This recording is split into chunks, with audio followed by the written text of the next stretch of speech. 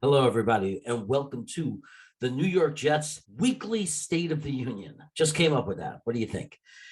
So this is the weekly show where we're going to not be live. So do not sit there and try to go into the chat and say, well, you could chat all you want, chat away during the premiere. If you guys want to talk about what I'm saying, talk about that shiny reflection on top of my head, anything like that, go ahead and do it. But just know that I'm not being rude if I'm not watching it with you and I can't see what you're saying now. I'm recording a video. Just wanted to clarify that because sometimes I notice people saying, why isn't he talking to us?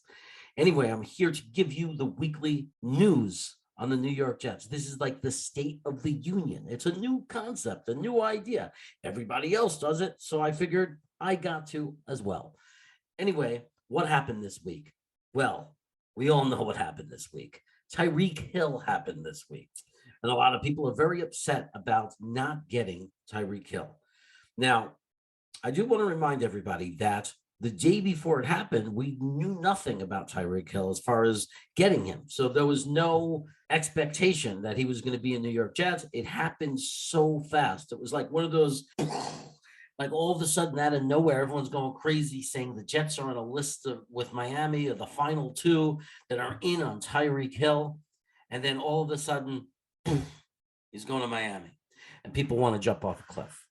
Well, let's talk about why we shouldn't jump off a cliff. Okay, first of all, our GM, people went right on in the world, started attacking our GM, right? And then they quieted it down as they realized there's nothing to attack. He did nothing wrong.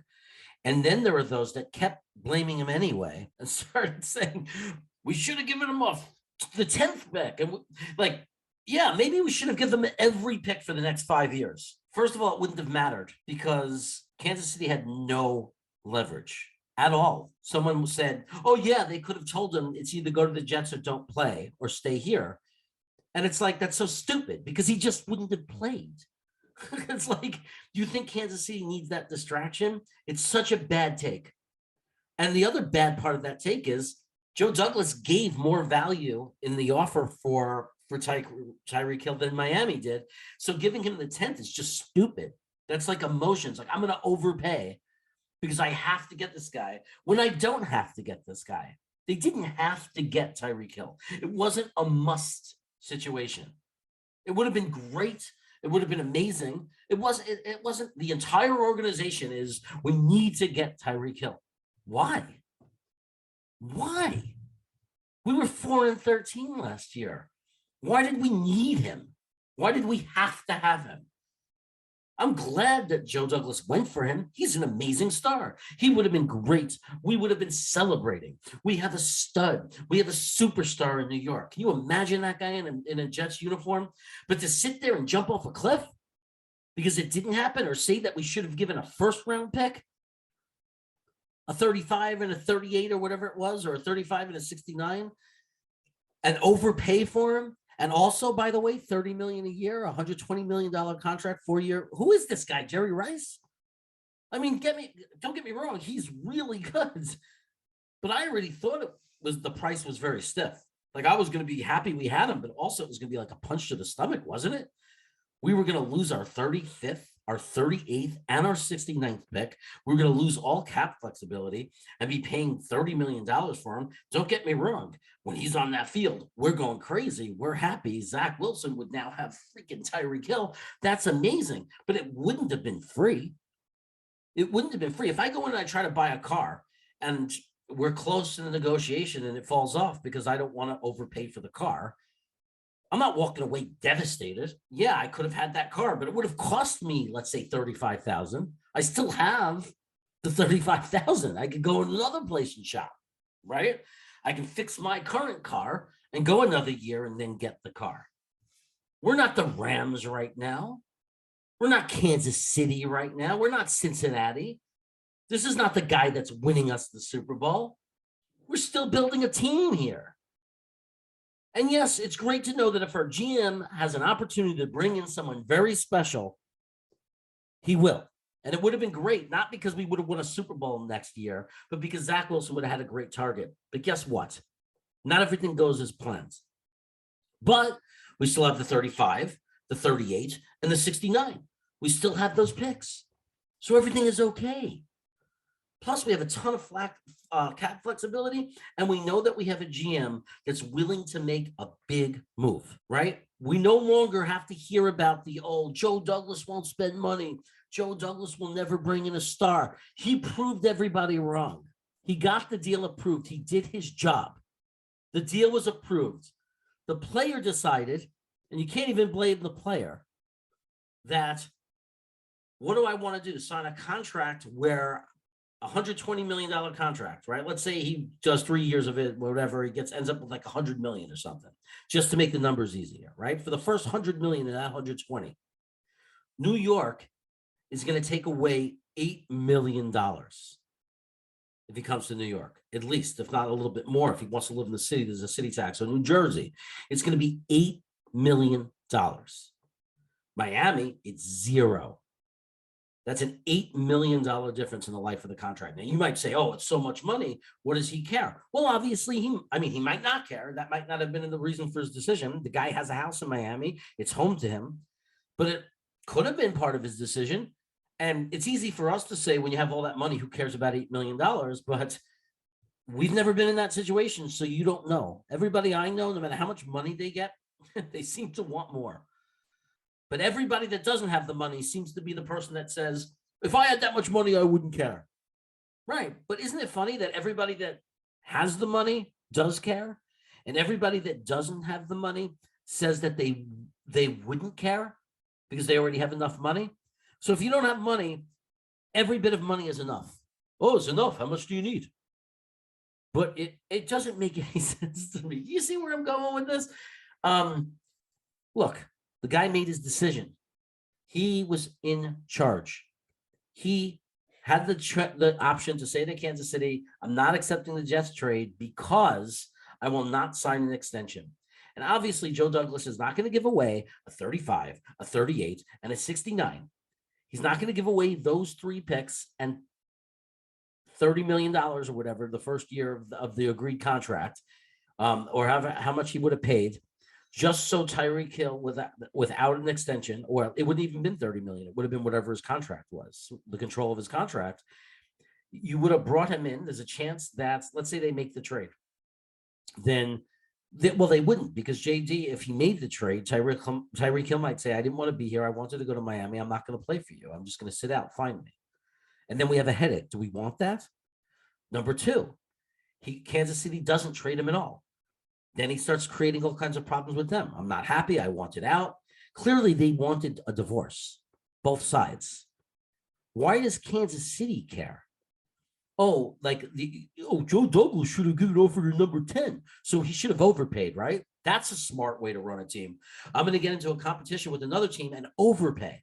I'm going to give a number 10 pick and still one of the second-round picks and the third-round pick and $30 million. He's not Jerry Rice. Okay, he's very good. He's a superstar. He's an excellent player. I'd love to have him. He's not Jerry Rice. Okay, you can't just pay any price. You have to have your limits. You have to set your value and you have to stick to your limits. That's why he's a GM and we're not. Because a Jets fan would just say, oh, give him a second-round pick. Give him everything. It wouldn't have mattered, because now you're giving everything to a guy who's going to refuse to come, who's going to put up a stink, who would have sat out, who's going to do everything he can because he wanted to go to the Jets. That was the deal they made. That was clearly the deal they made. We're going to find out, or we're going to give you a list of all the teams that are willing to pay our price. And by the way, we offered more than Miami in value points. 2 teams offered to do 2 things: pay their price in draft capital and pay the salary demand of Tyreek Hill. 2 teams met that demand. The deal was that Tyreek Hill would choose the team, or none. He could have turned them both down and stayed with Kansas City.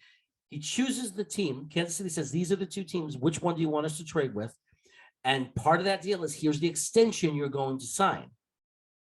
Remember, if he says to the Jets, if Kansas City, even if they said they offered us more, so we're going to force you to go to the Jets, if he says, I'm not signing an extension, you want to give up a number 10 pick for a guy who's going to be around for 1 year? If he doesn't sign an extension, how long do you own the rights to him, right? Plus, you have an unhappy player. Plus, you have a player who doesn't want to be a Jet. He wants to be a Dolphin. You all loved it when CJ Mosley said, if you want to come here, be ready to come here. Otherwise, we don't want you. If you come here, be ready to turn this franchise around. Don't come here for just the money because we have to pay you more. We're not paying you more. This is the place to be. And we loved him for saying that. This guy didn't want to be here. Now, whether it was for the money, for the taxes, or whether he has a house there, good for him. You're acting like because you're a Jets fan, or we're Jets fans, this is the only place to play. Otherwise, you're stupid. Why? Why? It fit his life better. Maybe he's not a fan of New Jersey and playing in a shitty MetLife Stadium where people rip their freaking ankles up, untouched, without contact, because the turf is the worst in the world. Maybe think about that. Maybe people want to play here more if we didn't play in a shithole with a field that's dangerous for the players, and he doesn't want to play 8 games a year on that turf. Maybe that's the reason. Maybe not. I'm just giving you an example. He doesn't have to want to come to the Jets. Not every player is the same. Some people like New York, some people don't. Roger Maris, who came and hit, set out the home run record when he was a Yankee, was very known for the fact that he didn't like being a Yankee. He didn't like New York. That's why they don't talk about him the way they talk about Lou Gehrig and DiMaggio and Ruth and Mantle, because he didn't even like being a Yankee. And that's not because he's bad. He was a farmer. He grew up in a land a different way. It's like someone growing up in an island and when they want to continue to live on their island. Or some of us that move. Why do we move to Florida? How many New Yorkers move to Florida? You're saying that they're traitors? Obviously, they have a different lifestyle want. They want something different. So get over it. He didn't want to come here.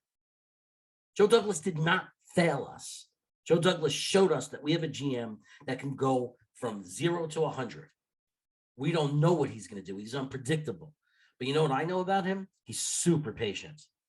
He's not going to overpay. He's going to wait until he has opportunities to get the right guy. And when he hits, he'll hit. And guess what? The gun is not to our head. The pressure is not on. We are in the beginning of this rebuild. We have tons of draft capital. We have cap flexibility. We weren't going to win the Super Bowl, compete for the Super Bowl this year. And if we do, that's great. If we pull the Bengals, great. If Zach Wilson goes crazy, that's great. Let him go crazy. All that's fine and dandy. I would love that. I would absolutely love it if that happens. But that's not what has to happen. That's not what the plan says has to happen. The plan says that we have to take a big step forward. We have to win around 8 games. We have to be in that range. Zach has to progress. Those are the things that have to happen for our plan to completely come into fruition. That's what we need to have happen. Okay, and we don't need Tyreek Hill to win 8 games. Would have been nice. Maybe we would have won 10 if we had him. Who knows? But it didn't happen. So it's time to move on. Move on. We have pick 10. Maybe we take Garrett Wilson. Maybe we wait till round 2 and take Jahan Dotson. It's not a bad player. Maybe we sign somebody else. Maybe we get Jarvis Landry for a prove-it deal. The guy is miserable. He thought he was going to get $20 million a year multi-year contract. He's not getting it. Maybe we go to him and say, hey, we'll give you $18 million for 1 year. So you can prove it. Go crazy. You got Zach Wilson, young quarterback, throwing you the ball. Go absolutely ballistic for us. Maybe you have a team option to keep him a second year at $20 million, just in case he does it and he gets 100 receptions and is amazing.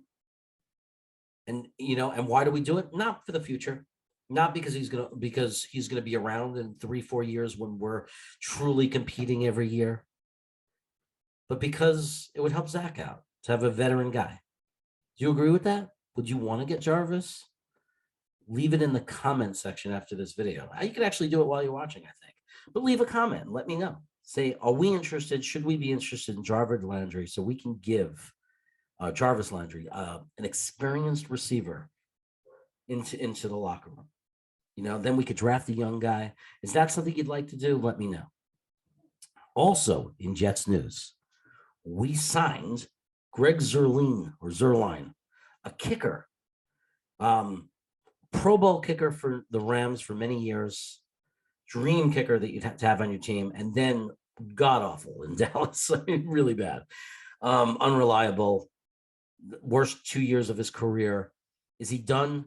Stick a fork in him? We don't know. Maybe he needed a change of scenery. But here's the thing. He's going to come into camp and he's going to compete with another kicker, a guy who last year came into our team mid-season and did everything we asked of him, except with the exception of a blocked extra point, did everything we asked for him, kicked every field goal. Now, he was hurt before that for a while, but before he was hurt, he was also a kicker for Chicago, and he was also a very good kicker. He was a very, very decent, good, solid kicker. So you have a guy who, whenever he's played healthy, has been a solid kicker. Then you have a guy that was an all-pro that hasn't been very good the last couple of years. Now, you also have, and I don't know why he's still here, and he probably won't be here much longer. We have this Amendola kid still on the roster, practice squad or whatever, or rights to him. I don't know what's going to happen with him, but he can punt. Could be a backup punter maybe. But there's going to be a competition in camp. And my prediction is that Amendola is going to get cut very early on, if not before camp. But he might make it around a little bit to camp. And then you're going to have the competition come between Zuerlein and Pineiro. And we're going to have a kicker going into next year. And if they don't do well, then I think Joe Douglas will finally throw in the towel and either pay a lot of money for the best free agent kicker and steal him from someone else that's a free agent, or he's going to draft somebody. Because when next year, again, not too crazy, not going to go nuts about it, but in a couple of years when we're competing for a playoff spot, I don't want to miss out on the playoffs because of a kicker, right? So we have to get it addressed, but also there's not a gun to our head. It's not the most urgent of things. Getting those tight ends into the room this year, that was a lot more urgent. Getting a safety like Whitehead, that had definitely more urgency. Reed at cornerback, getting another corner in the room, creating competition there. Great move. These are the moves that are urgent. Getting an edge pass rusher is urgent. Getting that wide receiver is urgent. I don't know if it has to be a WR1 because I'm an Elijah Moore fan. But hey, I wouldn't mind having 2 WR1s. I wouldn't mind having Elijah Moore be a freak that gets 1,200 yards a year and 10 touchdowns, and also have a tall, big, or whatever, speedy WR1 type X receiver that gets also 1,000+ yards and 10+ touchdowns. I mean, it's not a bad problem. If you ask me, it's totally a good problem. So what do you think of kicker? Who do you want to win the kicker competition? Let me know in the comment below. That's right. Make a comment. Say, I like Zuerlein. I like Pineiro. I don't like either. I think they should draft one. Put that in the comments. Put it in the comments. And then during the week, during the live shows, we'll talk about it. Maybe I'll talk about it with you in the comments. But put comments in. Also, if you haven't subscribed to the video, subscribe. To the channel. The video you have to like. You like the video, you subscribe to the channel, you hit the notification bell, okay? That's how it works. So you're liking what you're seeing, right? So you like the video. Then on the way out, you say, hey, I want to sub to that crazy bald guy with the shine on his head and see other things that he does. So you subscribe. Helps me out. I also give away things, football cards, basketball cards one day when I get up to it, Star Wars toys, Star Trek toys. I'm crazy. I just like to give stuff away. You can ask the people who follow this channel. It's true. I do it. So make sure you do all that. And that's the news for the Jets. It's really about wide receiver and kicker this week. Of course, there's going to be all kinds of rumors and all kinds of other stuff. Everybody wants DK Metcalf. What do you think about him? What do you think about him? I think it's all rumors. That's what I think. It might not be. There might be something there. Or it might be rumors. We don't know. So I'm not going to sit there and talk about something that's just speculation and guessing, and it's out of nowhere with no evidence and nothing to back it up. Understand that all these articles about GK coming to New York, anytime you see that, AJ Brown, future Jet, ? That's called clickbait. And there's nothing wrong with it. These guys have to make their living putting stuff out there. And if you read the articles, they're not lying. Right? I have friends that do this for a living. They're not lying, but what do you expect them to do? Like, they have to write something. Their job is to get clicks and to write things. And it's not that it's not interesting.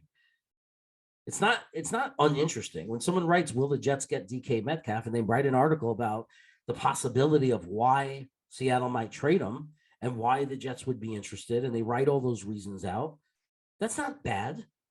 It's okay. But don't go on Twitter saying we should get him then. We should get him. Because there's two people in the equation. There's two teams in the equation.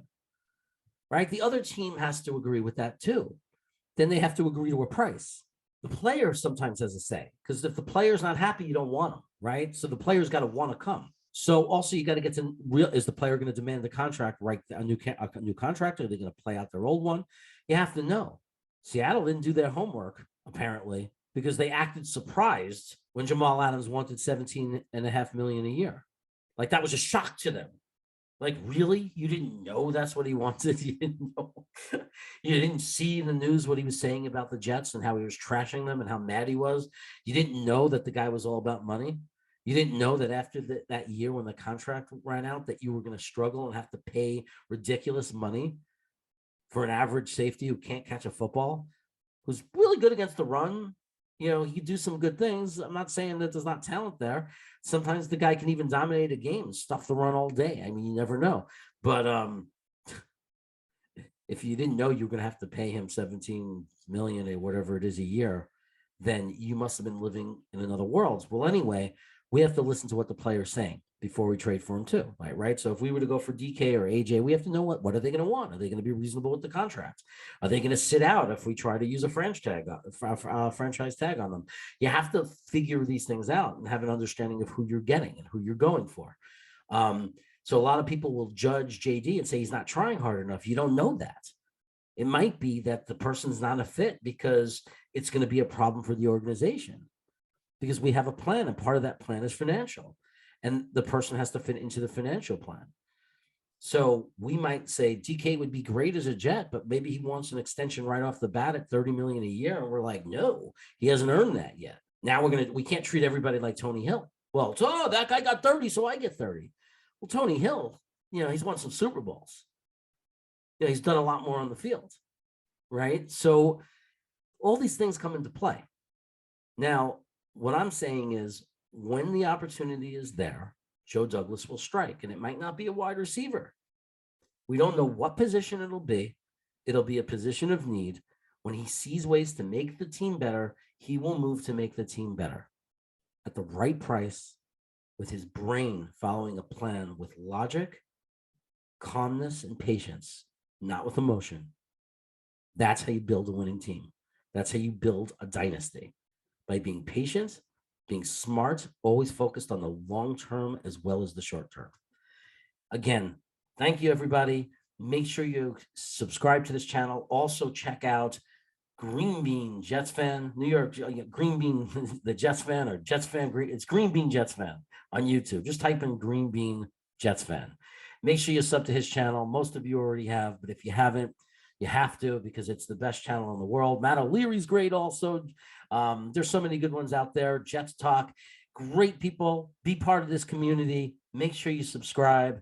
Be part of it. Comment, participate. Let's grow our family. Let's go Jets. Take care. Have an amazing week.